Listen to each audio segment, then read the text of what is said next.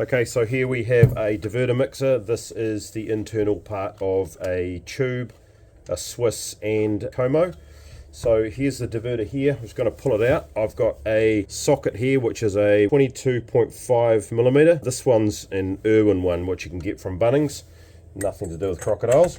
Okay, so they should just be pretty much just hand tight because it's on an O-ring fitting. Pull that out. Here's the diverter here. If there's any issues with it with diverting, what usually happens is this little, I call it this the rim and I call this the tyre. So a little bit of insight into what happens with these things. Sometimes this, let's call it the tyre, strips off this rim. It's quite deep into there, so it shouldn't do it.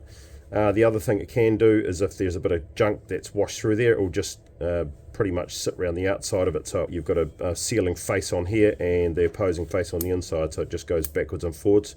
So the piston is like a double-ended one. What happens sometimes is if you've got the mixer on full noise and you've got a heap of pressure and you divert it from, say, A to B, it'll slam this position to that as you push it, and it will slam across, and then this part here, the seal, slams into the other side and can strip it off or otherwise damage it in some way.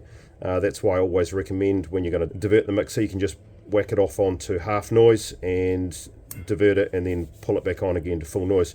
So if anything, it's a real simple thing to remove. Like I say, it's just got the socket and you can put the socket down into there, unwind it, check it out. It's pretty simple. Just check all the O-rings. If it's leaking externally, it'll be this O-ring here. If it's leaking internally, sometimes it might be this O-ring here. It's very rare though. It's usually this seal here is the issue because 90% of the time it's got either a bit of junk in there or otherwise it's just been stripped out of its little retaining housing. So hopefully this helps. If you wanted to replace this, you have to hold obviously the knobby end of the diverter, and I think this is about an 8mm nut that you just pull off.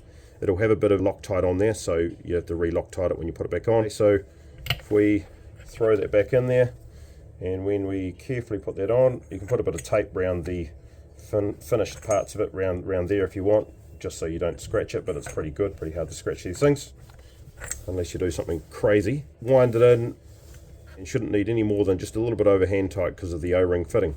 Hope this helps. Cheers.